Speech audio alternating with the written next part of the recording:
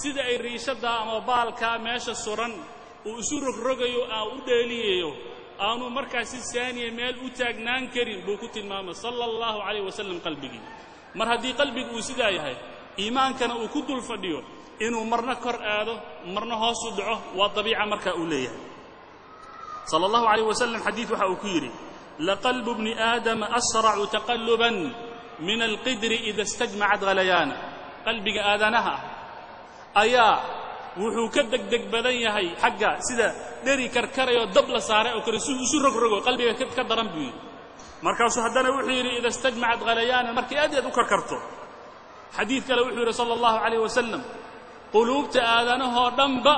waxa ay ku jiraan Allah subhanahu wa ta'ala fariis suu doonu ka yeelaa isaga rogroga meeshuu doonu u jiheeyaa arrinka marka wuxuu muujinayaa maxay in qalbigu uu aanu meel aanu thaabit aanu ku ahayn arrinka waxa ka dhalanaya marka iimaankanu marka inuu kor u kaco hoosna marka u dhaco waliyalika sallallahu alayhi wasallam waxa ku badnay ducadiisa allahumma ya musarrif alqulub ilaahay oo adaa qulubta rograge midka qulubta rogrogow thabbit sarrif qulubana ala ta'atik ilaahay qulubtana waxaad u leexidaa xagga daacadaada adiga hoggaansankaaga riwaayaad kale waxa ku soo arooray thabbit qulubana qulubtada rabbi waxaad ku sugtaa diinkaaga ku sug riwaayaadkaas aan tilmaamayno dhan waa ahadiith saxiixa sheekh naasir meelo kala duwan marka ku tasxiixiyay Allah subhanahu wa ta'ala macnaha soo tilmaamay rasuulna sallallahu alayhi wasallam Allah wuxuu quraanka uu kiri inna Allah yahulu bayna al-mar'i wa qalbihi ilaahay baba kala dhaxgalaya meeshii waxa imanaysa tahwiil waxa laga yaabaa in qalbigaaga iimaanka aanu gelin si marka filtration loo helo qalbiga si sahlan qalbiga iimaanka uu galo waxa loo baahan dadaal marka in la sameeyo walidalika waxaan u gudbayaa qodobadii biidni Allah subhanahu wa ta'ala maxaa muujinaya waxaan jeclaan lahaa qof walba inuu tirsado nuqtada laga helo hoos ka xariiqo midda laga waayana Ilaahay subhanahu wa ta'ala ugu mahad celi aniga iska bilaabay haddaan iska helno qodobadan soo socda iimaankeena khatar buu ku sugan yahay koow haddaad is aragtid ama aan is arko ama qof kastoo muslim uu isku arka xaaladda soo socoto inuu macaasida uu ku dhacayo dunuubta teeda waaweynna aanay u kala socnayn dembiga uu ka daran yahana fududaysta waxaad ogaataa xaaladda khatar baa lagu jiraa walaalka culimada waxay yiraahdaan qofka markuu dembiga uu sameeyo oo maalin kale uu ku soo celiyo maalin saddexaad uu ku soo celiyo caadi u noqonaysa shayga markay caadi ay ku noqoto kadib kama xishoonayso wax khajala iyo xishood iyo sariig iyo dareemaysid malaha fagaaraha la isugu yimaado waxa ka sheegaysa waxaas ban xal sameeyay guriga riba ku qaatay mushkiladaas baan galay Allahumma sa'al laba ruux baa madaxa isku galiyay kuwii tolkeenaha kuwa kale ku soo duulay hub baan siiyay meelaha ka sheegaysa maxaa macaasi caada ku noqotay ولذلك فائدة كجرت قوله جل وعلا في القرآن الكريم ولم يسروا على ما فعلوا وهم يعلمون آية دائمين محايا لمحا ولم يسروا كلية ما شاء الله وشاقه يضو سياق القرآن بإسوته محايا عدم الإصرار على المعصية إنه قفك آنوا دائمين وحي موجينيسا قفك إيمان كيسا محايا هدو دائمو عادي أنه قنيسا قفك مركي عادة أنه قتنوي أذكتها إنها كدا بعيدون ومنكر ولذلك صلى الله عليه وسلم حديث وحوكيري كل أمتي معافى إلا المجاهرين ضدكودن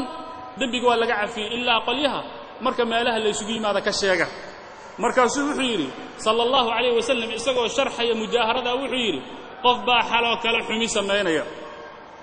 وحوا بريسنا يا إيضا رب العالمين وأسطري أو ضبولي كدب صبح مركوا بريسو ضدك صهر فريسنا وحول لي عملت البارحة كذا وكذا حالي وحسن سميه حالي وحاس بان سميه ودرجتي قف با وحو سمينا زنا كدعيسه وشرحيا ماشو كبلاابه ماشي كدمات الا ماشي كدمات حرام بو غلي ماشي كبلاابه الا ماشي كدمات شرحيا iyada wax sirriigana wajigiisa aan ka muuqan arrinka hadii la isku arko macaasida adoo la jahray adoo isku hadaad isku aragtay waxaad ogaataa iimaanka dacfi buu ku jira saadartay waa symptomka ugu horeeya ee ugu baraarujinay arrinka labaad qalbiga oo engega qallayl noqda wax galaya oo khayrana aanu jirin ilaahu maanta hadii lagu aqriyo wax kasto ay kula ku taagantahay sawaa'un alayna aw 'adda am lam takun min al-wa'idin amana wa'di ama hana wa'dinin arinku jinjin buu noo yahay meel buu noo taagan yahay harka marka la gaarana arrin sahlan ma walidalika الله سبحانه وتعالى قرآن كوحا وكيري ثم قست قلوبكم من بعد ذلك فهي كالحجارة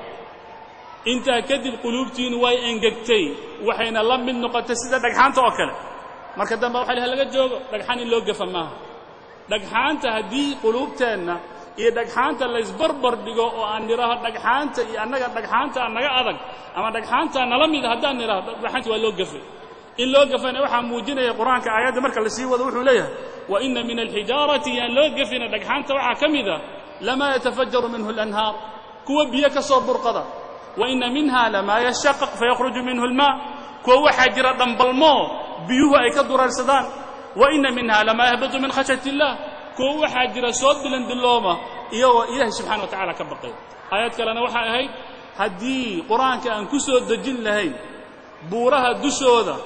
law anzalna hada alqur'ana ala jabal waxaad arki lahayd isagoo dildilaacay marka dhagxaanta in loo gafa maaha Allah subhanahu wa ta'ala wuxuu ku misaali waa misaalka ugu khatarsan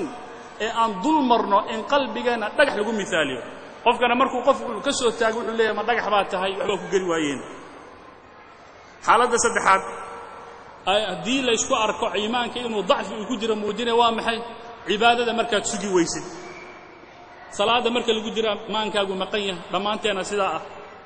quraanka marka la aqrinayo ku ta'fiirinayn ducada adoo dhoohan baa gacmaha kor u taagaysa walidaalika sallallahu alayhi wasallam wuxuu yiri la yaqbalu aw la yuqbalu دعاء من قلب غافل لاهي حديثك وحديث صحيحة شيخ ناصر وكشك على سلسلة شنبق لفردني سقال دعاء كسوف شيء قلب دوهن إسلام مركانا هولا أو هولك لكم مسؤول سن إلهي ما أقبله وعاد أركي سقف قعمها وكل أتاقي أنا لسوا عن الدعاء ديس وعاد أركي سقف ما أنت تصبح إساء وضدك دكوها ماشى ومرة يستغفر الله إذا أنه فهمين وwaxa arkaysa subhana allah ilaalina aanu fahmin cibaadadii wuxuu ka baxaya meeshii iyadoo aanu dhadhansan xaaladda hadii la isku arko iimaankeena dacfi ku jira xaaladda afaraad cibaadadii inaad ka caajistid oo lugu jiid aad ku tukatid lugu jiid aad xajka aad ku aadid jimcayaashii laga waayo dacfi weyn ayaa markaa jira walidaalika allah subhanahu wa ta'ala wuxuu ku tilmaamay munaafiqiinta wuxuu yiri idaa qaamu ila salati qaamu kusala haddii salaada u istaagaan iyagoo lugaha jiidaya ay salaadii aadayaan buu waana arin lagu yaqaan qofka munaafiqa waxa laga yaabaa xajkiya ku waajibay markaas wuxuu leeyahay sanadka dambe la gaaraya sanadka dambe sanad buu u rahananaya markuu isiraada hadda baxna wuxuu leeyahay sanadka dambe markuu 2 sano marayo 3 sano uu marayo 5 sano uu marayo baasaboorku ku aadi lahayn ilaahay subhanahu wa ta'ala gacanta uu galiyay diyaarna aanu hayn inuu dhaqaaqo ayaa waxa laga yaabaa in moodki marka uu yimaado ninka marmarsiyaha raasanaya ee xajki lama gaarin waxa laga yaabaa hadii telefoon loo soo diro la yiraahdo gurigii dariskeena Xaaji Abbas uu lahaa waa $1,000 inuu meesho ka soo bixinayo ma taqaan markii isagoo xawaalada ku diro arkaysa inta ka horeysana waxa laga yaabaa inuu ku soo hordhigo 1000 cudur inuu ku soo hordhiga laga yaabaa yiraahdo meeshan bay ka dhacday انت هدان اسكو ارن ايمان كان ضعف با كجيره ولذلك علماء يرادين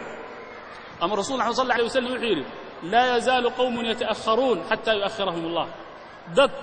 قوم كتجي مايان ان دب اسو دغيان الا اله سبحانه وتعالى يغو دم دب عليو صفك هره ادو جوغاد كلباد markaad aadaysa ado arkay salaadi jamaacada ka daahaysa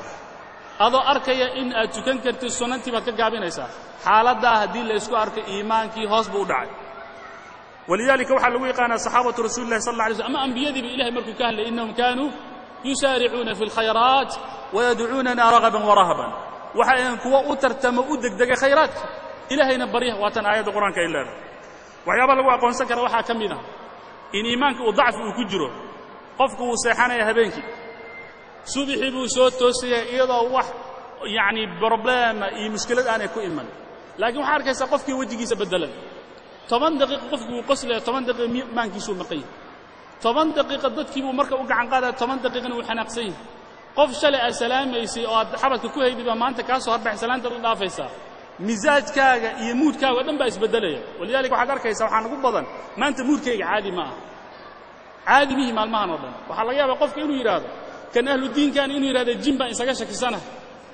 kan kale inuu yiraahdo buufs baan isaga shakisanahay oo paranoid baan ahay laakiin wuxuu rasuulullah sallallahu alayhi wasallam uu tilmaamay diiqa isaga qofka ku iimaanay inuu yahay ضعف الإيمان إن dadka ka didid oo aadan salaanta aadan ka qaadin oo salaantii aadan la raadsan oo meeshay fadhiyaan aad ka oradid oo masjid walbana aad tiraahdo masjidka ma tagay afartan inoo garka dhaadheer baan u nacay masjidka ma tagay meelaha dumarka isugu yimaada maxaa la naagaha maraha jiidayaan nacay wadaadadan maanta dhan xalaal iyo xaraam qofka markuu isku arkay iimaankiisa dacfi ku jira maxaa sallallahu alayhi wasallam xadiisu yiri mu'minku ya'laf wa yu'laf lahu